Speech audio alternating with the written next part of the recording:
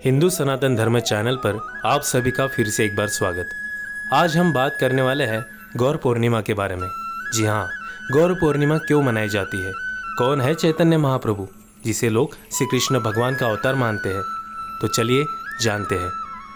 गौर पूर्णिमा एक वैष्णव त्यौहार है जो श्री चैतन्य महाप्रभु के प्रकट होने का जश्न मनाता है, जिन्होंने गौड़ीय वैष्णववाद की स्थापना की थी। ये हिंदू महीने के फाल्गुन में पूर्णिमा के दिन होता है, जो आमतौर पर मार्च या अप्रैल में पड़ता है। चैतन्य का अर्थ है वो जो सचेत है, चेतना से व्युत्पन्न, जिसका अर्थ है चेतना। महा का अर्थ है महान और प्रभु का अर्थ है भगवान या मालिक।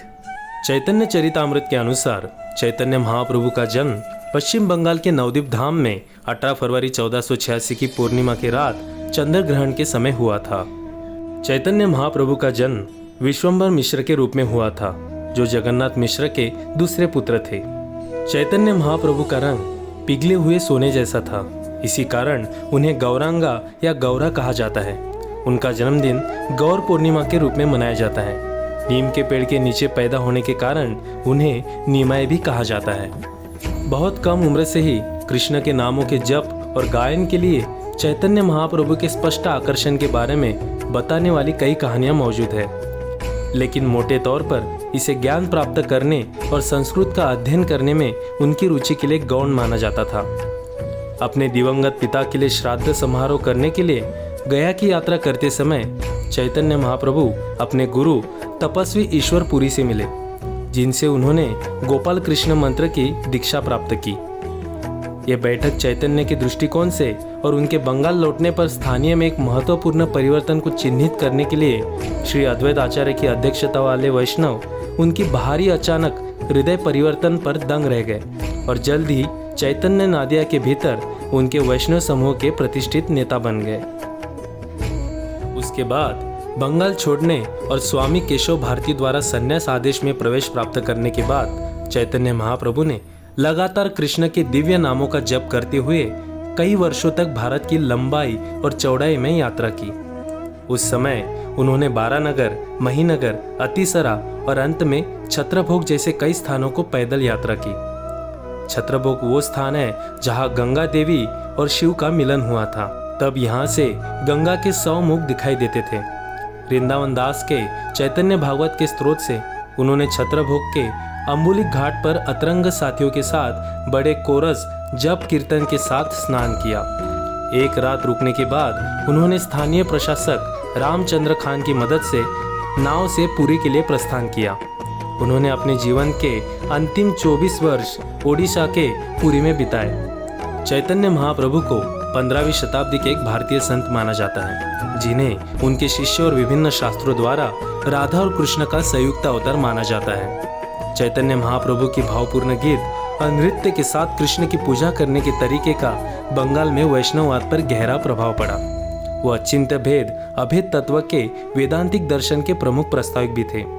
चैतन्य महाप्रभु ने गौड़ीय वैष्णववाद की स्थापना की, जिसे ब्रह्म माधव गौड़ीय संप्रदाय कहते हैं।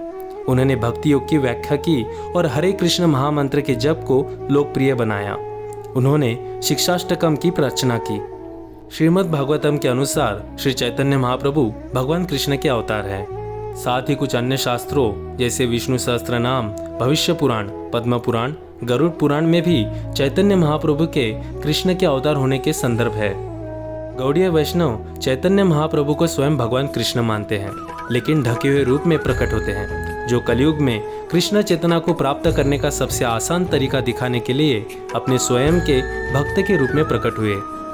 गौड़ीय वैष्णव आचार्य भक्तिविनोद ठाकुर ने अथर्ववेद खंड के चैतन्य उपनिषद की दुर्लभ पांडुलिपि का भी पता लगाया था, जिससे चैतन्य महाप्रभु की पहचान का पता चलता है।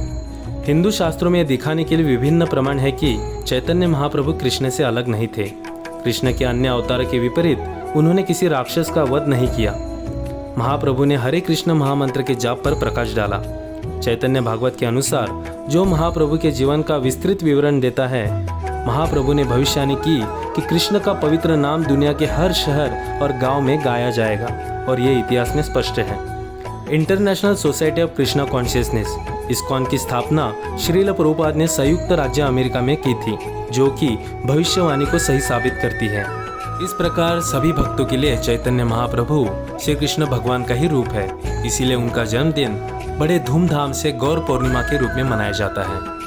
आप सभी को गौर पूर्णिमा की बहुत बहुत शुभकामनाएं। हरे कृष्ण कृष्ण कृष्ण हरे हरे, हरे राम राम राम हरे हरे। इस तरह के वीडियो देखने के लिए और भगवान के बारे में और जानने के लिए इस चैनल को सब्सक्राइब कीजिए और लाइक और शेयर कीजिए। धन्यवाद।